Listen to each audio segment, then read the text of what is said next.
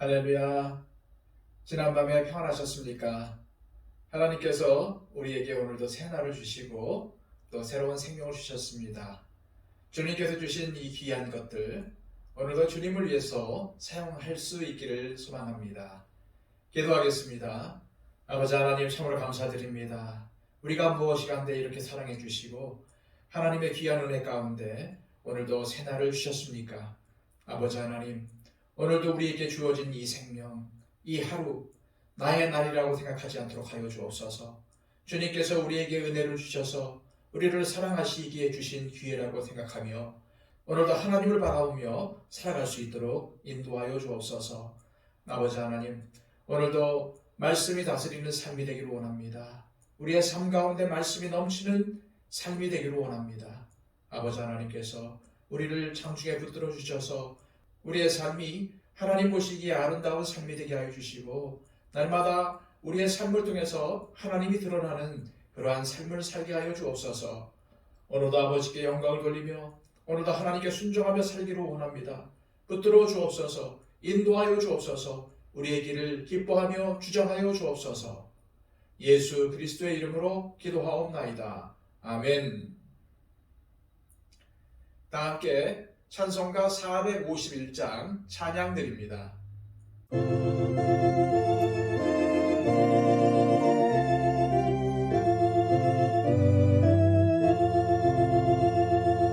예수 영광 버리사 사랑 되신 것 보고 너도 고난 당하나 참으라. 예수 친 이 십자가 지고 가신 것 보고 너도 주의 십자가 지고 따르라. 예수 너를 위하여 죽으심을 본받아 너도 나를 위하여 몸을 바쳐라. 예수 부활하셔서 승리하신 것 보고 너도 승리할 줄을 믿고 싸워라. 예수 승천하셔서 영광 받으심 보고 너도 영광 받을 줄 믿고 섬겨라.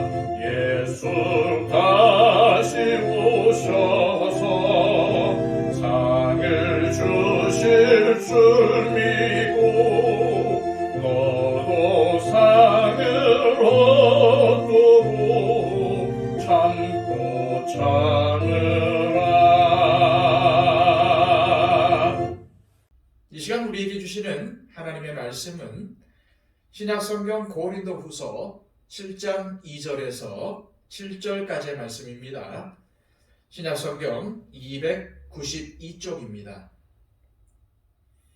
마음으로 우리를 영접하라. 우리는 아무에게도 불의를 행하지 않고 아무에게도 해롭게 하지 않고 아무에게서도 속여 빼앗은 일이 없노라. 내가 이 말을 하는 것은 너희를 정죄하려고 하는 것이 아니라 내가 이전에 말하였거니와 너희가 우리 마음에 있어 함께 죽고 함께 살게 하고자 함이라. 나는 너희를 향하여 담대한 것도 많고 너희를 위하여 자랑하는 것도 많으니 내가 우리의 모든 혼란 가운데서도 위로가 가득하고 기쁨이 넘치는도다. 우리가 마게도냐에 이르렀을 때에도 우리 육체가 편하지 못하였고 사방으로 환난을 당하여 밖으로는 다툼이요 안으로는 두려움이었노라.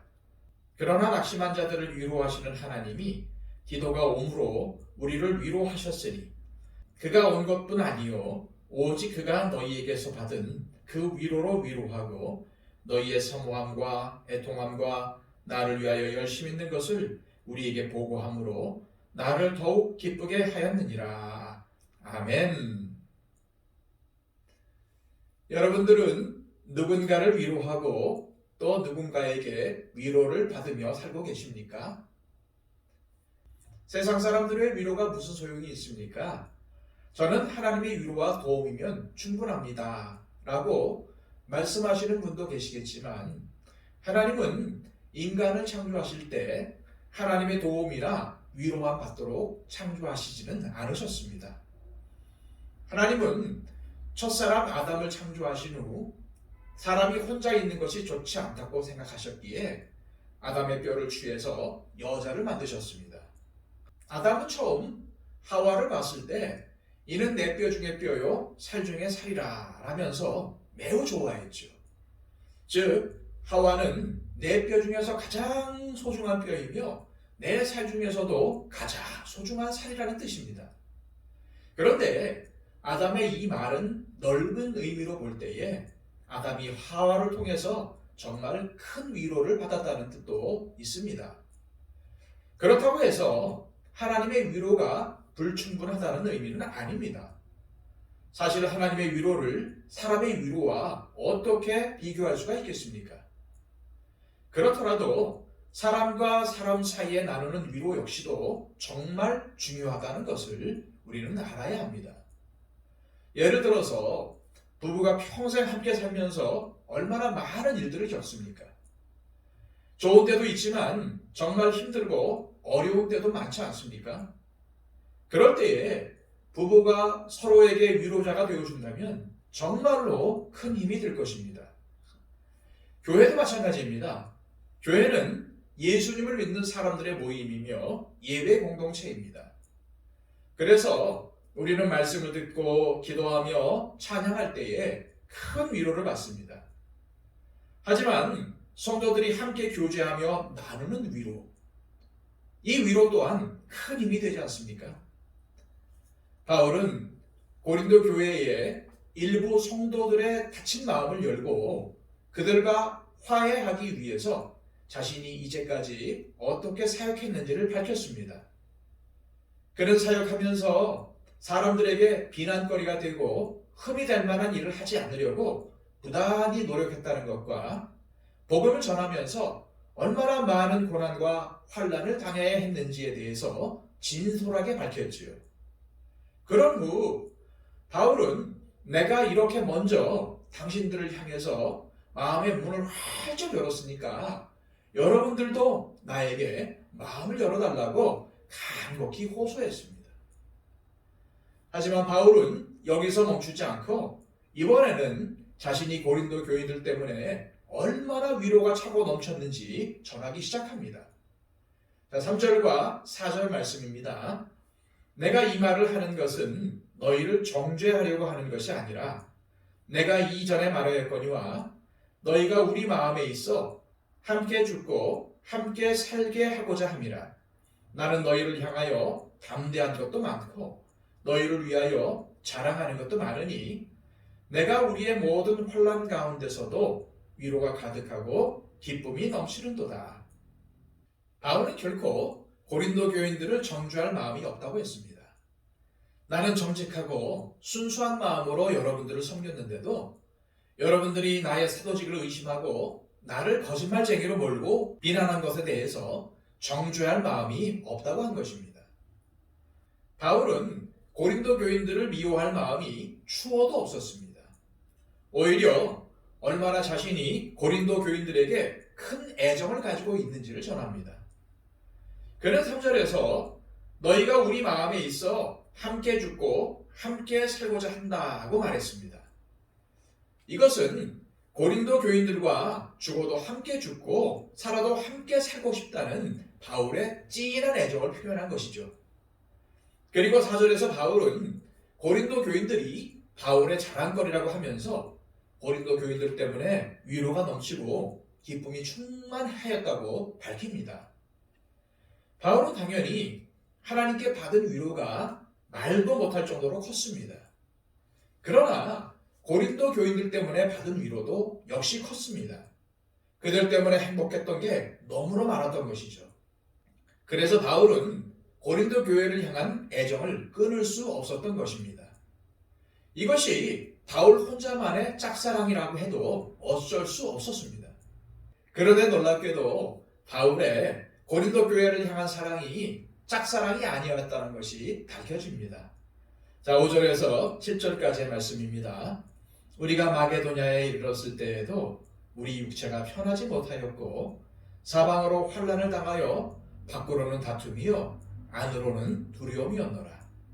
그러나 낙심한 자들을 위로하시는 하나님이 디도가 오므로 우리를 위로하셨으니 그가 온 것뿐 아니요 오직 그가 너희에게서 받은 그 위로로 위로하고 너희의 사모함과 애통함과 나를 위하여 열심히 있는 것을 우리에게 보고함으로 나를 더욱 기쁘게 하였느니라.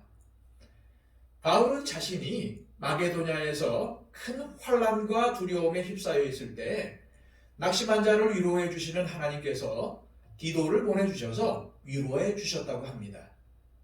친한 동역자인 디도를 본 것으로도 위로가 되었지만 특히 위로가 된 것은 고린도 교회를 방문한 디도가 가져온 소식 때문이었습니다. 고린도 교인들은 디도를 위로해 주었을 뿐만 아니라 바울을 너무나도 보고 싶어하고 그에게 잘못한 것들을 뉘우치고 있으며 바울을 열렬히 지지하고 있다는 소식을 듣게 된 것입니다. 이것이 바울에게 얼마나 큰 위로와 기쁨이 되었겠습니까? 예배를 드리면서 주님께 위로받는 것은 너무나도 좋은 일입니다. 하지만 우리는 한 교회 안에서 서로를 위로해주고 격려하며 함께 구원의 길을 가야 합니다. 내가 교회에서 상처받았다는 말은 종종 듣지만 내가 상처를 주었다는 말은 들어본 적이 별로 없는 것 같습니다. 우리는 다 부족합니다. 내가 받은 상처는 커 보이고 내가 입힌 상처는 쉽게 입는 경우가 많습니다. 그래서 우리는 서로의 부족함을 용납하고 화해하려는 노력이 있어야 합니다. 상대를 향한 애정 어린 마음은 상대와의 관계를 포기하지 않게 하는 것입니다. 자녀가 부모의 말을 거역하고 속을 상하게 한다고 해서 자녀와의 관계를 포기할 수 있습니까? 그럴수록 부모는 자녀와 좋은 관계를 회복하고 싶은 마음이 더 강렬해집니다.